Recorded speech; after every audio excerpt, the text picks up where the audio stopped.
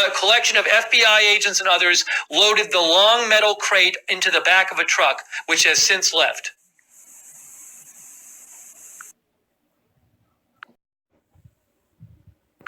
Good afternoon. I'm Robert Purdy with the Kentucky State Police, currently serving as a public affairs officer with the Kentucky State Police Richmond Post. With me today are representatives from the KSP Post 7 and the Richmond Police Department.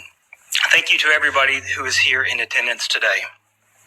We are also streaming this news conference live on the Kentucky State Police Facebook page. The purpose of this news conference is to provide an update on the Garrett County death investigation and how it relates to Richmond PD's missing person investigation. As a member of this community, I'm well aware of the results of this investigation are incredibly heartbreaking. Our hearts go out to the family and friends of Savannah Spurlock. Over the past 6 months, the family, community, and law enforcement have been in search of answers. These are the facts of the investigation that we can confirm today. The Richmond Police Department was contacted yesterday afternoon in reference to a possible location of human remains behind a residence on Fall Lick Road in Garrett County.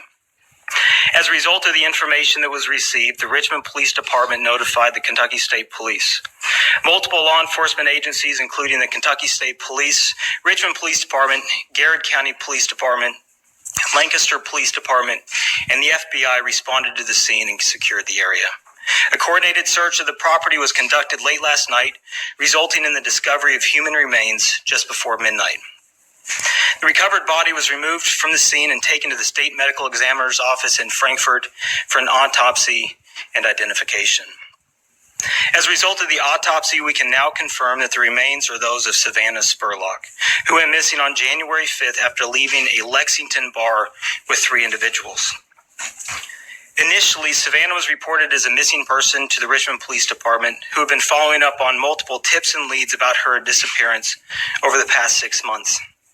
Multiple searches by Richmond Police Department, KSP, local police agencies, and volunteers have occurred throughout Garrett County and central Kentucky. As part of the initial investigation by Richmond Police Department, the 3 men last seen with Savannah Spurlock were identified and interviewed, one of which was David Sparks. The investigation indicates that Savannah Spurlock was seen at the residence of David Sparks during the morning hours of January the 5th. As a result of the ongoing investigation, David Sparks, 23 years old of Lancaster, Kentucky, was arrested early this morning in connection to the recovery of Savannah Spurlock's body. He was lodged at the Madison County Detention Center charged with tampering with physical evidence and abuse of a corpse, and has since been taken to the Lincoln County Regional Detention Center. Over the coming days, detectives will continue their investigation into what led to the death and disappearance of Savannah Spurlock. At this time, additional information may be released. At this time, I'd be happy to open the floor up for a few questions. As a result of the autopsy, we are still waiting on the cause of death. That'll come back from the medical examiner's office whenever they complete their discovery. The same address that was initially searched about 4 months ago, I believe in February, law enforcement responded to the location on Fall Lick Road in Garrett County, which time a search was done.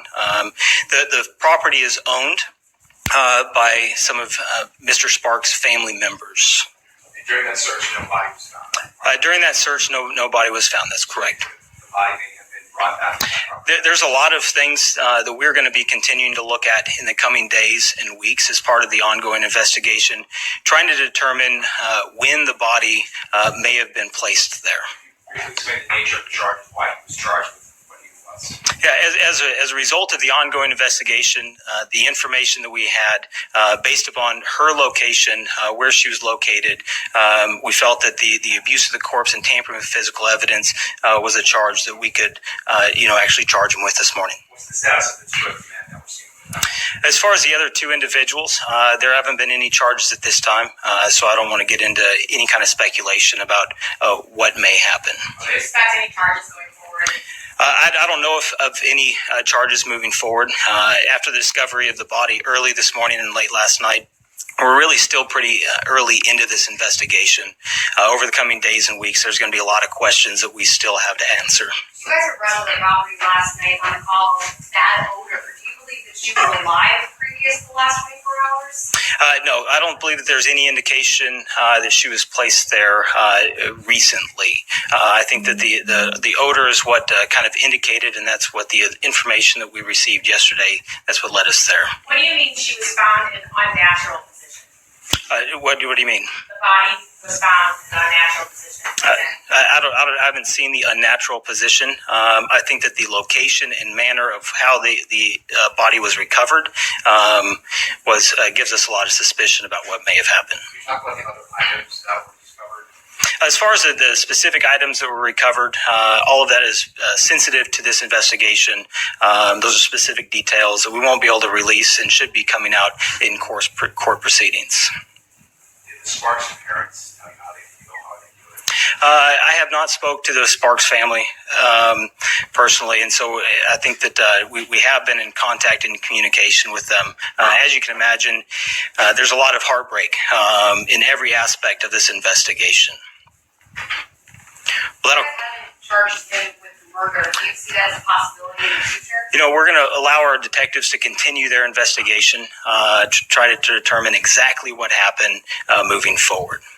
Robert, can you talk a little bit about what's the next step in this investigation, and talk a little bit about, I think you said a little bit of the cause of her death, but what's the process of determining that? So the autopsy today, those reports are going to take a little while to come back from the state medical examiner's office.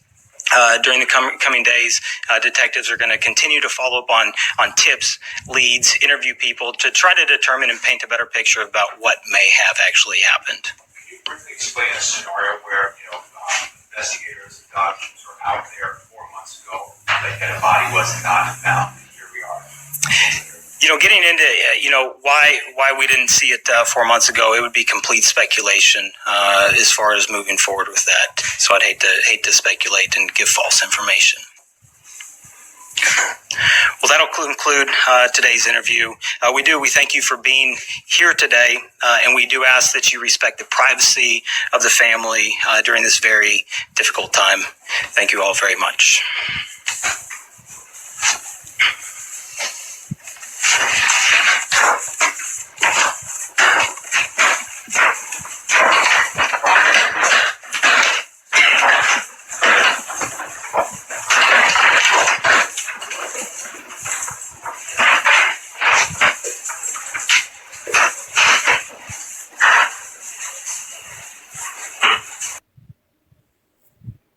So sad.